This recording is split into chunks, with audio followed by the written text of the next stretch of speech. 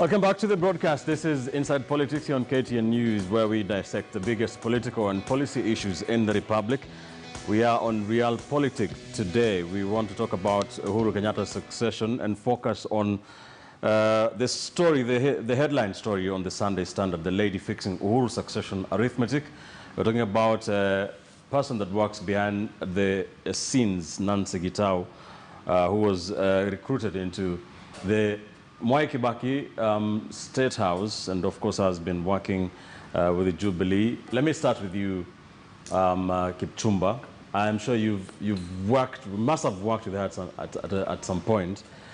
She's being propped up as the master strategist, capable, responsible for coming up with some of things and developments we've seen in government, including the TNA party in 2013, in the 2013 general election.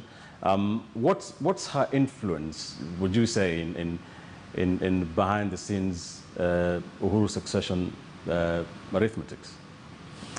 Then we have to first of all ask ourselves a question that most people have been uncomfortable discussing.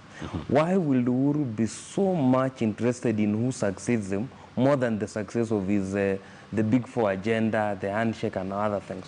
That is the question I've always asked myself.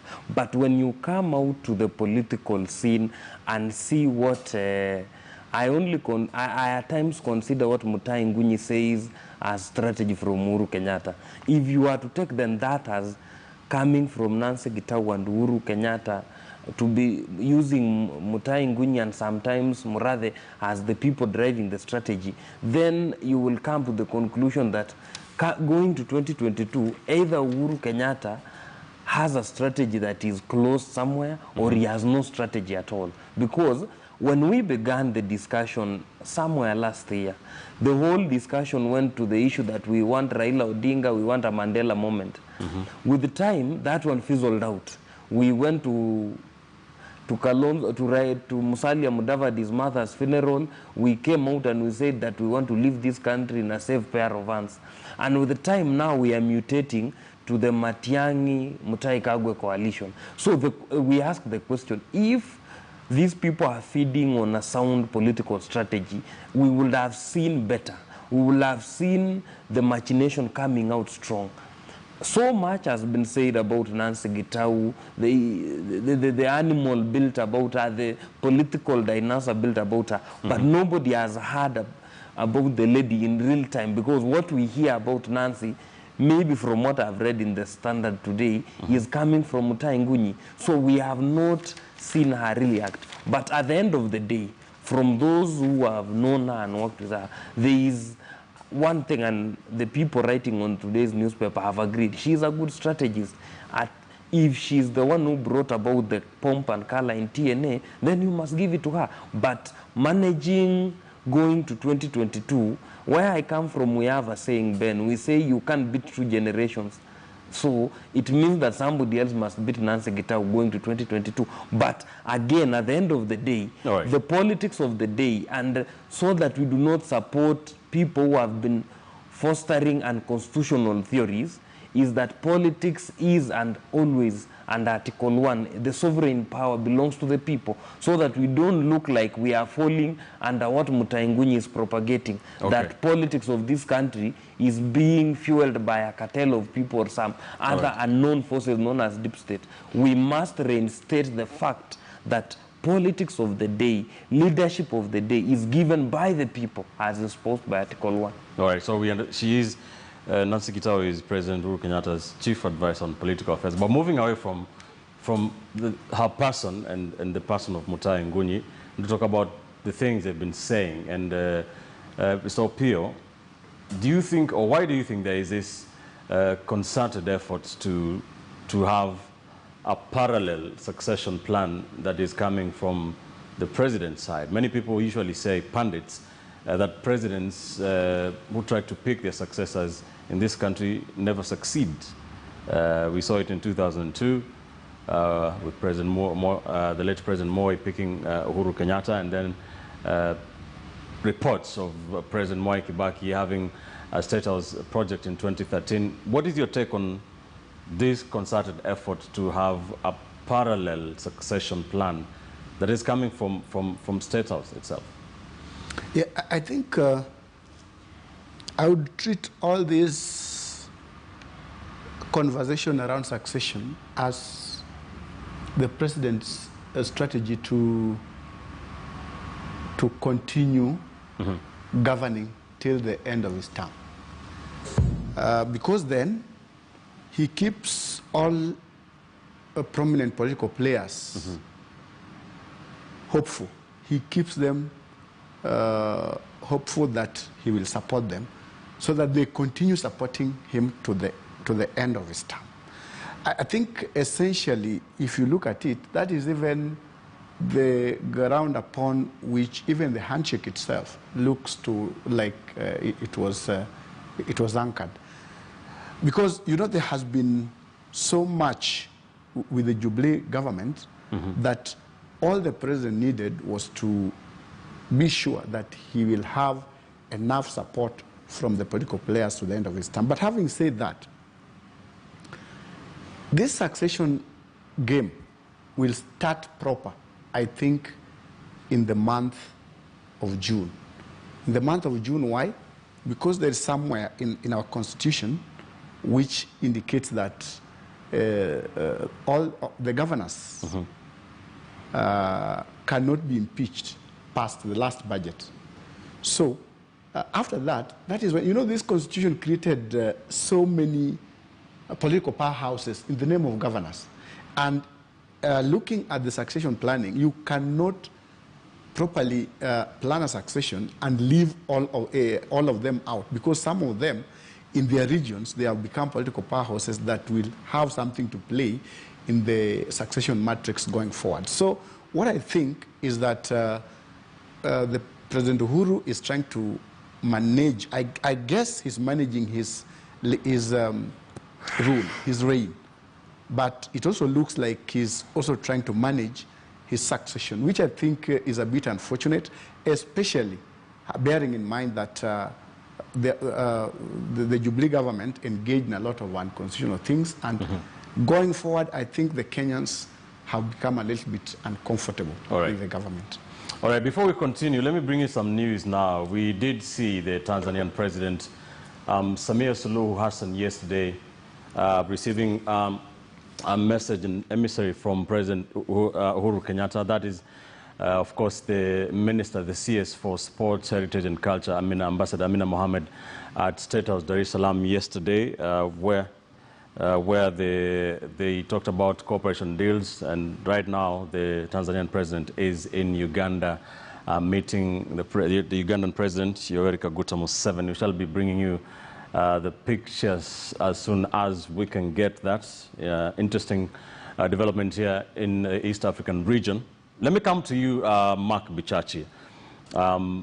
Talk to me about this effort from State House to have a parallel succession plan, and what is your take on the person of Nancy Gitau and of course Mutahi Ngunyi and their predictions and their political commentary and all those things? Ben, a strategist like me only wishes that one day I will have the gravitas that Nancy Gitau wields. And now that said, I think it is quite unfortunate that sometimes we want to criminalize the activity of doing political strategy and executing it as well for the many decades that she has done. Of course, let us not forget that having a political agenda and having a political desire and crafting a strategy, indeed, as Kipchumba Karori confesses to do in his title, is not an illegal activity. In fact, planning for the future is something that we should encourage, because every political party that exists on the face of this earth exists to plan, to take hold of power, and to implement its strategy. So let us be clear that this idea that saying that because Madam Gitau or indeed Mutahi Ngunyi are sitting down and crafting what is coming next to this country and casting it in the light of these are deep state activities is wrong. Because when Daniel Toroitich Arap Moi planned his succession, we did not complain. When the late Mzee Jomo Kenyatta did the same, we did not complain. It is the nature of any parent to plan successfully how his estate and the interests of his family will be taken care of post his existence. And that's what Uhuru Kenyatta has a responsibility to do. Ben, indeed, I did opine 2 years ago on that same Standard newspaper. Why is that important, Mark Bichach? Why is that Yes. important to the head of state? Now, that's what I'm getting to. I did opine on the newspaper before, and I stated this. If you look at some of the constituencies where they have changed MPs between terms, you found that the other MP abandons the projects of the former MP and does different things. In fact, there are governors who ignored clinics that were being built in one side of the road and built it on the other side of the road because that's where the clan came from. Now, any leader worth his salt must plan for his exit. This is what is required. It is required in the home so that we do not end up in court like many of the rich families we know about. It is required also for a state. It is the reason why Joe Biden ran his campaign saying, I'm the best guy after Obama because I learned under Obama and I worked with Obama.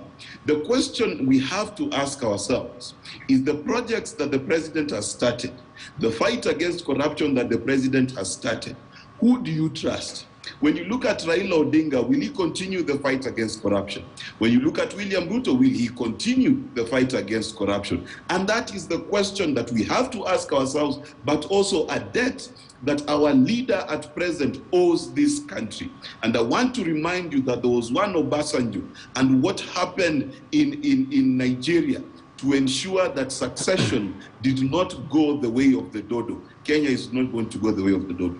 But Mark, if I may very quickly, if you use the example of the United States, somebody like President Obama supported Biden simply because he comes from the same party. We're not seeing exactly the same thing here, are we? And some people would say that leaders would pay too much interest in what the succession looks like, taking care of their personal interests rather than the country's interest, which is a constitutional democracy.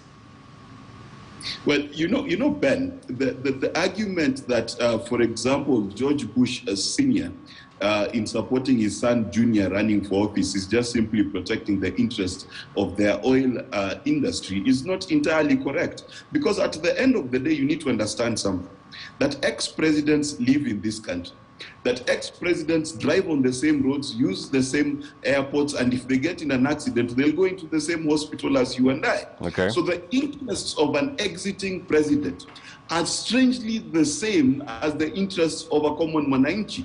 Because if he's protecting business, it is all our businesses that will be protected in the same law. If he's protecting the peace of the country, then he's protecting his peace and mind, because he is not exempt from the Kenyan experience. He's not exempt from being part of this country. So he owes it to himself, his generations, and this country to ensure that the country is stable. Barack Obama was in lockdown the same way as anybody else because his successor messed up how the United States handled COVID. And that's how it is. Okay. You are invested in both the present and the future of your country. All right. What are your thoughts, Hezbon? Well, I think first, let me just agree with Kipchumba on one thing, that the sovereign power belongs to the people of Kenya, and it is the people of Kenya who will decide who becomes the next president of this country. But the realities are that a president like President Uhuru Kenyatta, who has a massive political capital, does have political power, to rally people along a certain direction, especially if that direction has a lot more of public interest and not self-preservation. And therefore, you cannot wish the fact that a president who is leaving office would want to chant the way forward and probably influence succession. The question we need to be asking ourselves is, to what extent are these machinations, All right. in the interest of the public? There are two things from this. One is that President Uhuru Kenyatta has worked with all these political players. As a matter of fact, in 2005, almost all of them were in ODM as a movement, and they defeated a referendum which they thought was not good for Kenyans. So these are people who know each other. So this idea of, it has to be one political party is neither here nor there. And we actually know the history of our political parties. So President Uhuru Kenyatta in his own right has that political clout. And secondly, he understands all these political players. But then the second thing is, look at the investment that he has put in place in the last 8 years. And it is only prudent, even if it was any other person, to think of, will these investments go to the drain or will they be actualized? I mean, the big four is very big. It's something that would be so enduring that you wouldn't want someone who comes on board to interfere with the big four. But Hezbon, if I may interject a bit there, is the succession politics more important than the big four itself? Because that we are hearing more of the succession than we're hearing more of the big four agenda.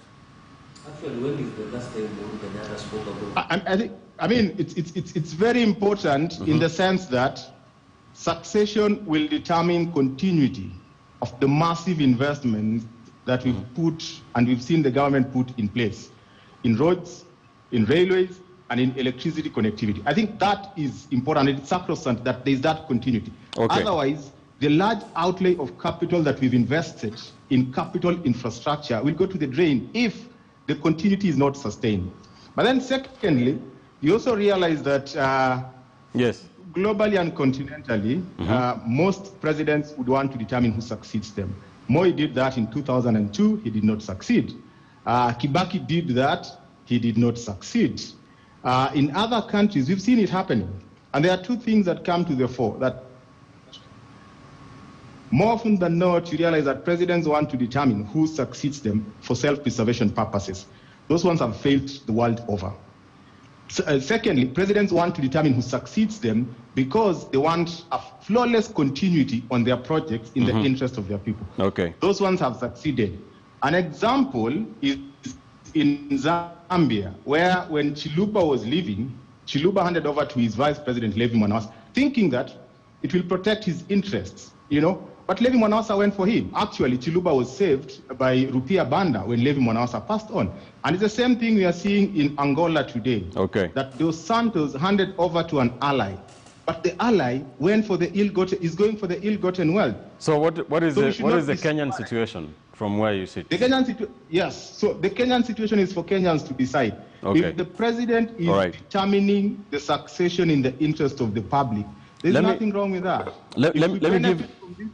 I want us to analyze some things here very quickly. Thanks for that.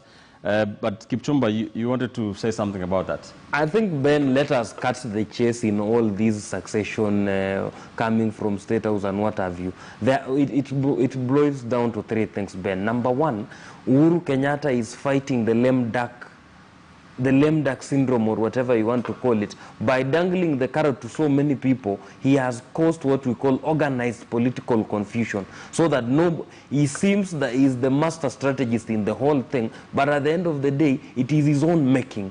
So by saying Matiang'i there, the One Kenya coalition, Raila Odinga, the handshake partner, and all these other machinations, the cabinet, that there is a cabinet candidate for presidency, all that is a machination to make sure, as Mheshimiwa was saying, he remains as powerful to his last day. We're hearing there's a plan to make sure nobody gets 50% plus one and we go to a runoff in 2022. Would that be viable?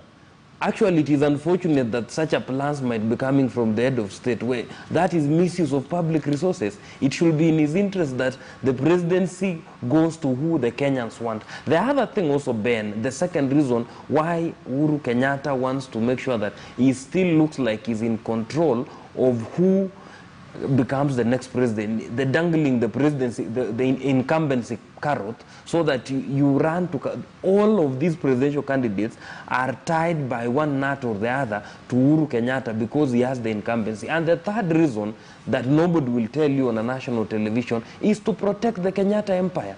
We know that they have a rich empire that must be perpetuated past 2022. So in all these machination bends, what is never said is that the Kenyatta empire must self-perpetuate going to the future. Back to your question.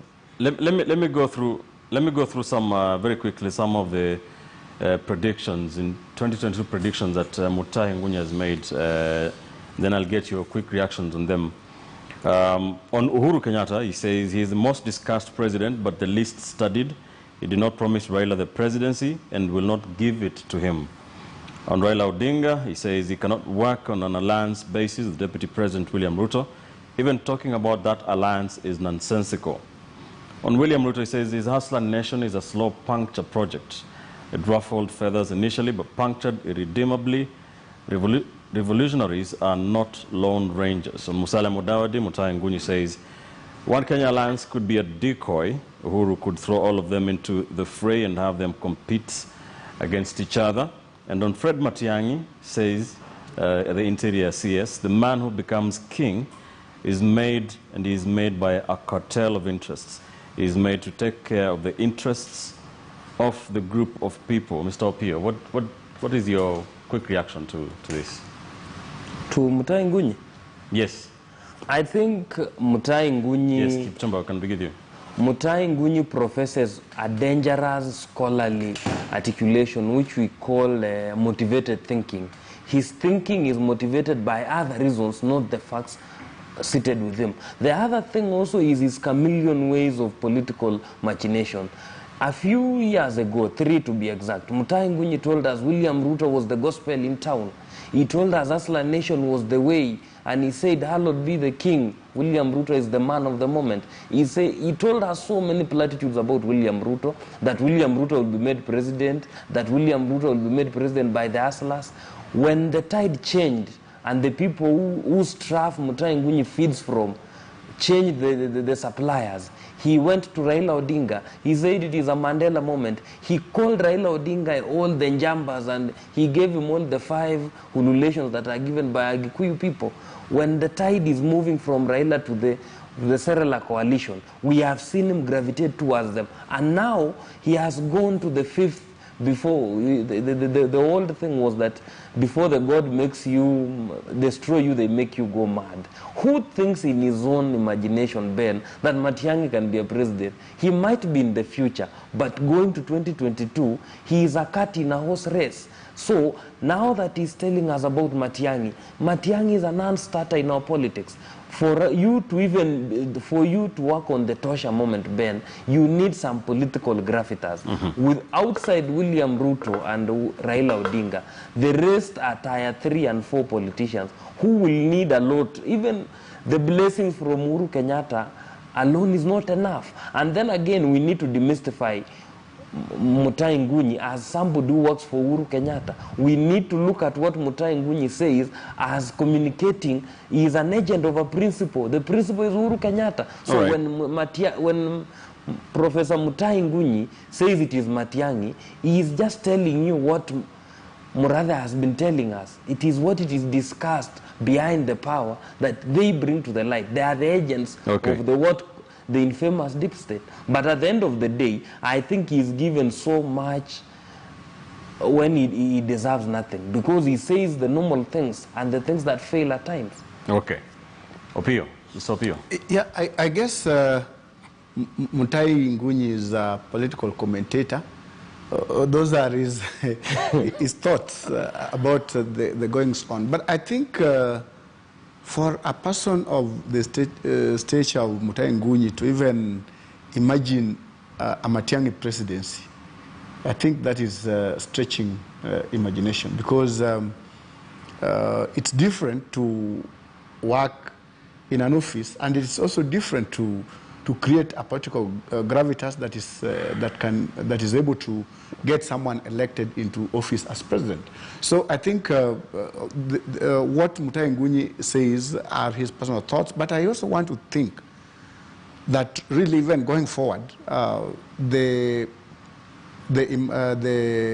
political association between Ruto and Raila will be somehow challenging. It will be difficult to craft, owing to the fact that both of them are top-notch political players in the country.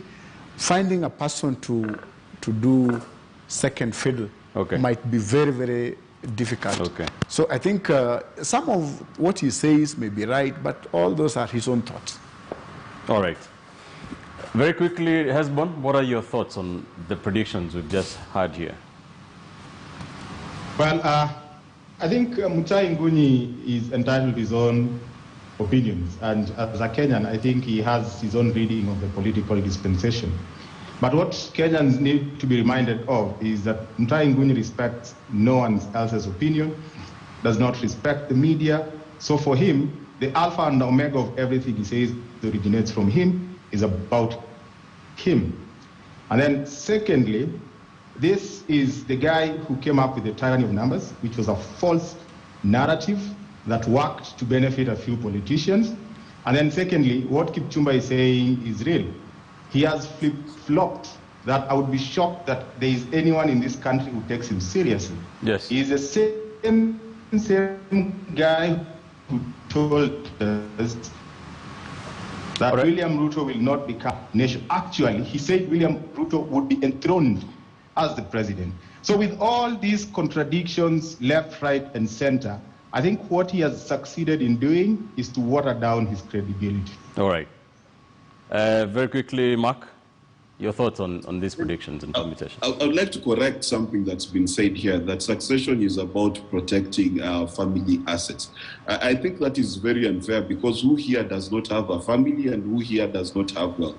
In fact, of our top 5 politicians, which one of them does not have a significant chunk of wealth? Is William Ruto himself dying in dire poverty? Of course he isn't. So the truth of the matter is this, that you cannot protect financial interest by putting him a president.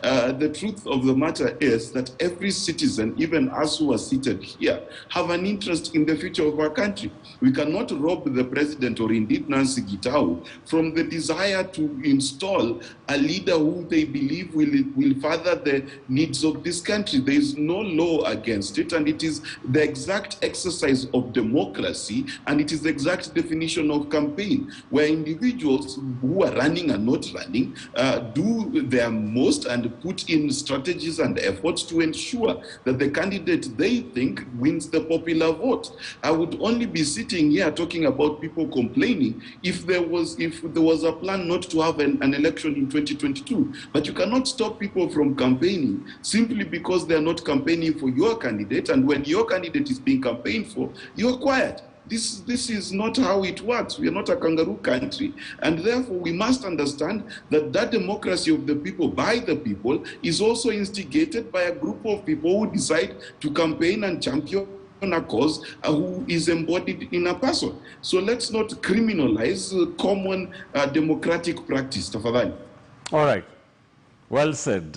We will continue to keep an eye on these ongoing political alignments and realignments in the Uhuru Kenyatta succession politics, and what is happening. We shall be on hand to analyze it for you in the best way we can, in the way only we can. Let's take a quick commercial break here on Inside Politics on KTN News. When we come back, we shall be talking about Kenya's debt crisis following that approval by the International Monetary Fund to grant Kenya another loan of around 255.9 billion shillings that got Kenyans outraged and petitioning the IMF not to loan Kenya. We'll get into that shortly.